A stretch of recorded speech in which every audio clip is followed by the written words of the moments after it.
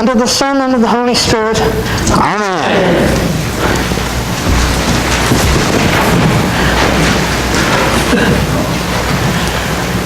The gospel passage that we just heard read is from the Gospel of John. And it's a bit like a play. It's a bit like a play that unfolds in different parts. In this particular passage, 3 distinct parts. First part is a story about people searching. It's also a story about sadness and fear. And then finally it's a story about action with surprise and joy thrown in. And the opening scene, and Cecil B. DeMille couldn't improve on this, has Mary Magdalene walking in the darkness at the garden of the tomb. Next, to Peter, James, and John, and Judas, Mary Magdalene is the most frequently mentioned gospel follower of Jesus. In John's gospel, she is mentioned no less than 18 times. So this central figure of Mary Magdalene wanders the garden in her grief, in her sorrow, and finds then to her horror that the stone has been removed from the tomb. And she is terrified that the body of her Lord has been stolen. And so she tries to figure out what has happened. And she runs back to tell Peter and the others. And so Peter and another unnamed disciple run back, and they go into the tomb and find, yes, indeed, the tomb is empty. And they're so distraught, they return home. But Mary stays, and the scene shifts again to Mary standing there by the open tomb, weeping. Her despair has overwhelmed her.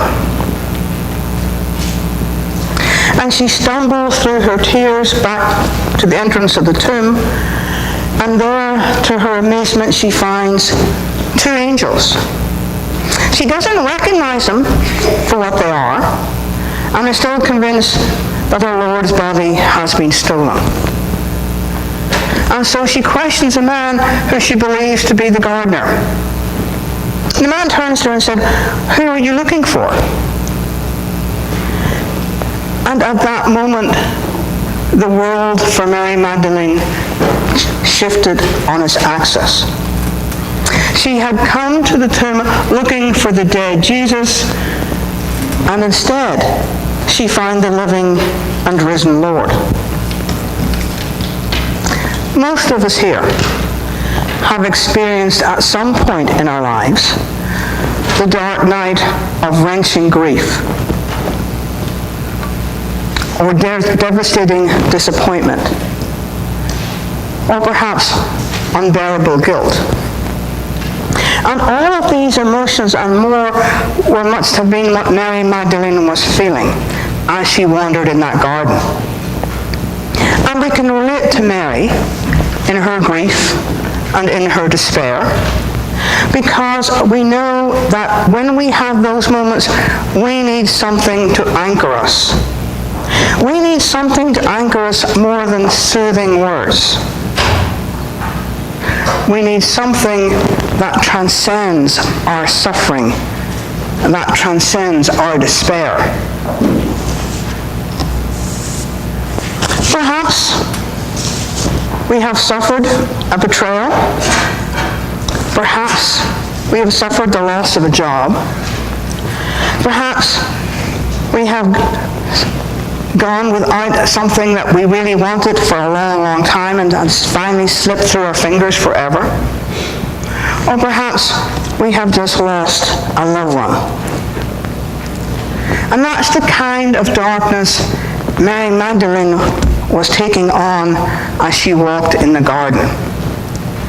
She was out of hope, and she was so sick. She felt the utmost depths of despair and sorrow. And maybe, Some of us here this morning have had so much grief or so much loss in our lives that it took all we could muster this morning to get dressed and come to church. John, in his gospel, along with the other gospels writers, does not describe to us what happened to Jesus at that moment of resurrection. In fact, all the gospel accounts focus on the implication of Jesus' resurrection on the lives of his followers. Paul instructs his converts that now joined to Christ, they must live in a new way. Having been raised with Christ from the dead, they must open themselves to new life. And so, brothers and sisters, must we. It is our faith that tells us the tomb is empty. Death, we believe, has been swallowed up by life itself. And it's only in faith that we can accept that mystery. But if we do accept that mystery, and we live our lives believing it, then we transform ourselves and the world around us. And that's our work as Christians. That's why, no matter what was going on in our lives this morning, we got up and got dressed and came to church. We know whom we belong to. We know that we have work to do in this world. We are the embodiment of Christ. We are his hands, his feet, his eyes, his ears, his mouth. We do his work in the world, day in, day out. Because Jesus left us teachings that can be followed, that can be embodied, that can be done. Visiting the sick, visiting the prisoners, hugging the lonely, feeding the poor, pursuing justice. All those things that Jesus taught we, you and I can do day in, day out. And if we do those things, we live resurrected lives. We live lives of hope and of joy. And it's not easy. Our former bishop, Bishop Alexander, put it this way: Easter is hard work. Easter invites us to imagine a world that is really different, where hungry children eat, where sick people have medical care, where education is accessible to all. Resurrection is about God's agenda in changing the world. It's not for sissies. It's for the faithful who can see clearly that without resurrection, there is no life.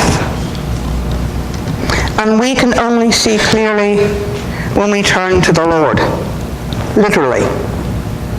Mary only recognized Jesus when she turned around to see him, when he spoke to her. And in her turning, her world changed. And in our turning to the Lord over and over again, our world changes too. And so this morning we rejoice, we give thanks that death is conquered, that Christ is risen, and that we are children of the Most High God.